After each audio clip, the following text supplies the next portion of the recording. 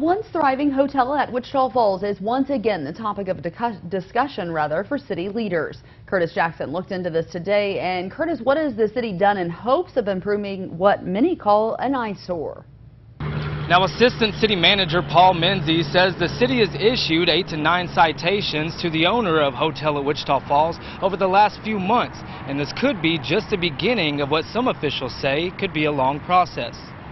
How can you attract more people coming into our city when that's the first thing they see right there by the falls? Longtime Wichita Falls resident Steve Jackson is talking about the hotel at Wichita Falls, which closed in 2015. He spoke out at the city council meeting Tuesday. If you're coming from the north, what's the first thing that you see? A dilapidated motel that's full of black mold and is an eyesore. Something District 1 Councilor Eric West agrees with. I think there's a misconception among the public that nothing's being done about that, or that the city doesn't recognize that this is an issue, and we certainly do. Assistant City Manager Paul Menzies says the property has been in bad shape since flooding back in 2015. The property has also seen multiple break-ins since it's been abandoned. I've actually stuck my head in through the building.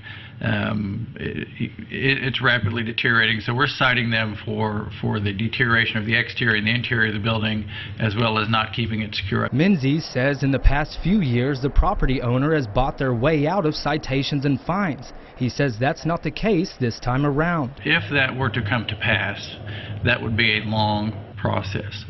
But after that 60 days, as I've discussed with the city attorney's office, that does open up a window and opportunities for us to seek further, not to speak for the city attorney's office, possibly injunctive relief if we need to. Menzies says the property owners say they do plan to remodel the hotel. They have had engineers, designers on site. They're seeking bids for the repair and remodel of the facility, and they've told me that they intend over the next 6 months to a year to completely remodel the interior and the exterior to the end that it reopens as a major flag hotel. And that's the hope for city leaders as they try to preserve a downtown hotel that was once a popular option for travelers coming into Wichita Falls.